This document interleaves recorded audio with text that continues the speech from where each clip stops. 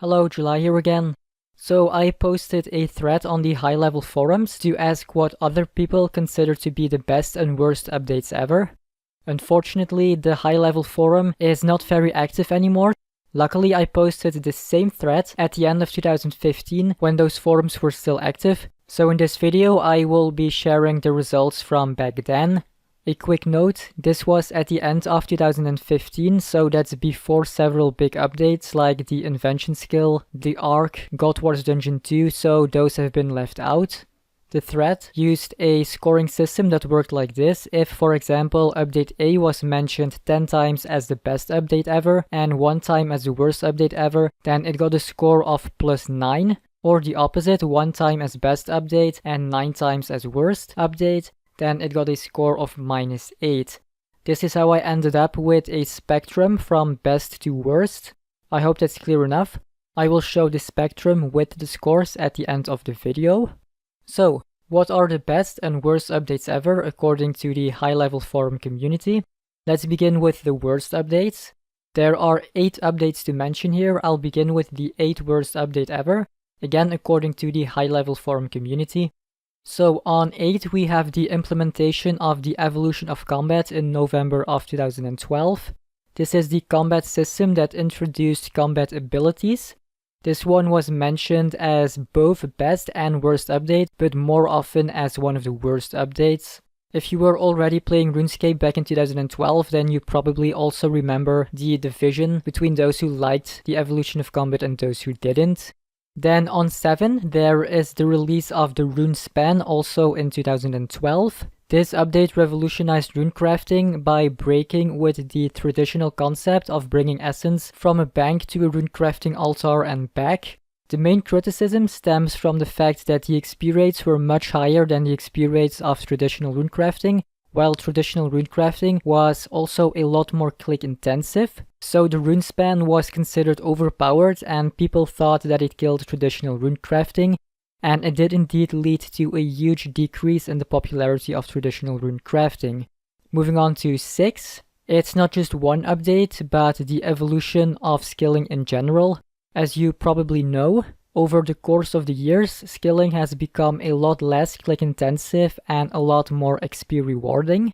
This is an evolution that some players didn't like, given that the high-level forum community had some veteran members. When I posted the thread, it's easy to understand why this one got on the list. Then on 5, there is no 5 because we have a tie, so on 4 we find 2 updates. I will do this alphabetically. First, there is the release of the divination skill in August of 2013, which is a big surprise to me. Why? Because there are other skills that are similar to divination in terms of repetitiveness, entertainment, click intensity, etc. Divination had been out for just over a year when I posted the thread, so there does seem to be a recency bias here. In conclusion, I am sure that divination would not be on this list if I posted the thread again this year, which I did, and it indeed hasn't been mentioned yet so far. Then also on 4 we find the release of the Solomon's store in July of 2012, which is understandable and the context is very important for that. This was just a few months after Squeal of Fortune had been added to the game, which is the precursor of Treasure Hunter, and that was a highly controversial update that elicited a lot of criticism. So the release of the Solomon store, which is generally considered to be the same type of content as Treasure Hunter, as it also revolves around microtransactions, was a huge punch in the face for many players when it followed a few months later. Entering the top 3 then, there is the Warbands Distraction and Diversion, which was added to the game in March of 2013. The main point of criticism here was the rewards, which were by many considered to be overpowered and not just a little bit. The fact that playing this D&D ended up becoming the primary way of training skills like farming and mining for some players explains why this D&D was mentioned so often as one of the worst updates ever. Then on 2, so the second worst update ever according to the high-level forums, and this is surprising, is the removal of free trade and wilderness PvP in December of 2007. Personally, I expected that this update would be on 1. There is a lot to say about that update, which I will do in a separate video at some point, but the main reason why it is considered one of the worst updates ever is because it effectively killed most of the PvP community at a time when PvP was extremely popular. Furthermore, non-PKers also rightfully complained about suddenly being restricted by this trade limit, which prevented people from donating items or money to other people. You couldn't even transfer items between your own accounts anymore. Anyway, you can expect a separate video about this as well at some point because there is a lot to say about that update. So moving on, the worst update ever according to the high-level forums. This one was mentioned 3 times more often than the removal of PvP, so it's a clear winner, and it's the release of the Squeal of Fortune in February of 2012, which is the precursor of Treasure Hunter. Squeal of Fortune introduced the concept of microtransactions to the game, which is the ability to buy in-game content with real-life money, and this was a smack across the face for a big part of the community because they found that it opened the door to unfair ways of playing the game by just buying your in-game progress instead of actually training your skills. And that criticism is certainly understandable. There is a lot more to say about this update as well, so you can expect a separate video at some point about just the Squeal of Fortune.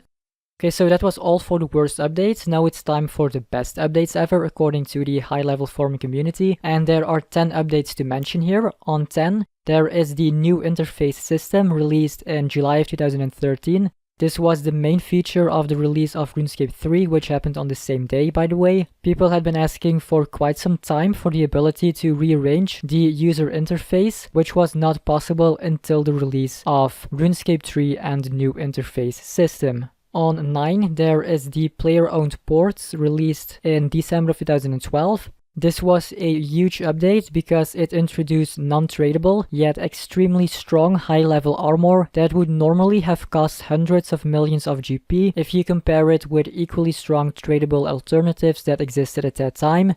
So this update helped those players who normally couldn't afford such high-level combat equipment. Furthermore, player-owned ports also offered several new ways of making money by crafting tradable scrimshaws and tradable armor, so it's understandable why this update is on this list. On 8, we find the release of Nex in January of 2011, which was an expansion to the God Wars dungeon that had been released in 2007. Nex was important for the PvM community because it introduced new and better armor for each of the 3 combat types. Also important is that it was the first boss that used highly advanced combat mechanisms such as phases and intricate special attacks, and Nex was also advertised as the first boss that could not be soloed. Altogether, the release of Nex was more than just a new challenge upon its release, and the hype was understandably very big. Moving on. On 7, there is no 7 or 6 or 5 because 4 updates tied for rank 4. So I will do this in alphabetical order. The first update on 4 is the release of Bonds in September of 2013. There are 2 reasons why Bonds may have been voted into the top 5. First of all, Bonds offer a way to purchase membership without spending real-life money, which is probably why the high-level forum community voted for Bonds, as those people are generally rich enough in RuneScape to purchase membership with in-game money. Then the second reason is that it successfully combated real-world trading, which is defined as selling in-game money or items for real-life cash or vice versa. According to a RuneScape news article, within 1 week of the introduction of bonds, the amount of real-world trading dropped by 61%. The amount of coins that was brought in by real-world trading dropped by 81%, and the total volume of real-world traded wealth dropped by 63%. So yes, all things considered, bonds deserve to be on this list. Then the second update on 4 is the Dungeoneering skill, and that's very surprising to me because upon its release in April of 2010, there was a big division between those who liked the skill and those who thought of it as nothing but a bad minigame.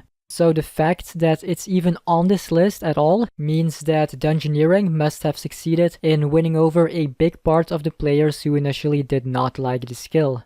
Then the third update on rank 4 is the original God Wars dungeon released in August of 2007. This update not only revolutionized PvM but also the PvM clan world. I consider God Wars Dungeon to be the first non-minigame PvM content that appealed to the PvM clan world, but more about this in a separate video that I will definitely make at some point.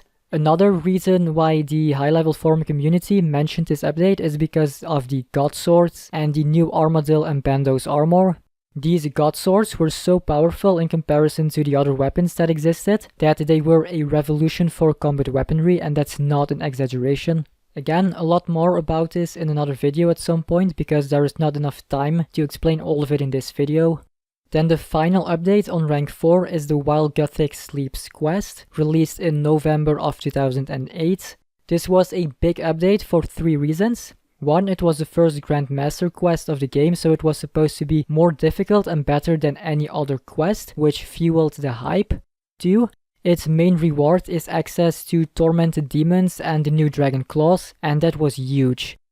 At a time when combat abilities didn't exist, being able to hit more than once was a big advantage. So when the Dragon Claws were released, which lets you hit 4 times in one go, that was easily considered overpowered. So everyone wanted to have those claws just because of how strong they were when compared to being restricted to just 1 attack per turn in combat. Then the third reason, I said there were 3, is that While Gothic Sleeps introduced the iconic dragon plate body that people had been requesting for a while. So in conclusion, While Gothic Sleeps was certainly a big update. Entering the top 3 then, there is the Slayer skill released in January of 2005. I am pleasantly surprised that Slayer made it onto this list because I had not expected that at all. I also do think that Slayer should be in the top 5. Why? Because Slayer strongly diversified combat. Instead of always killing the same monsters, the community was now given an incentive to not only fight many of the monsters that normally no one ever fought, but also to explore many of the locations in RuneScape that normally no one ever visited. So when talking about reviving that content, Slayer was the ultimate update because it achieved exactly that for a big part of the game. Nevertheless, most of the people who voted for Slayer probably only did so because it's their favorite skill, right? Moving on, the second best update ever according to the high-level forum community is the release of the Elf City in September and November of 2014, and that's a surprise to me. But then again, Elf City is exclusively high-level content, and it's the high-level forum community that voted for it, so there is certainly some bias involved here. And the big amount of high-level content for a variety of skills is probably why it ended up so high on this list. Okay, so then finally the best update ever according to the high-level forum community. This one was mentioned 3 times as often as Elf City, so it's a winner by far, and it's the release of the Grand Exchange in November of 2007. There are many reasons why this one could be on rank 1, in fact, so many that I had to make a 3-part video series, as you can see here. In short, the Grand Exchange made trading a lot more convenient, it boosted the economy, and it boosted the skilling community as well as the high score competition. If you want a more detailed explanation of all of this, I suggest that you watch my video series about it. I have left a link in the video description. So that was all. The best and worst updates ever according to the high-level forum community, as you can see here. This is the spectrum with the scores that I talked about at the beginning of this video. You don't have to agree with the high-level forum community here. In fact, I don't. My lists would look quite a bit different. What do you consider to be the best and worst updates ever?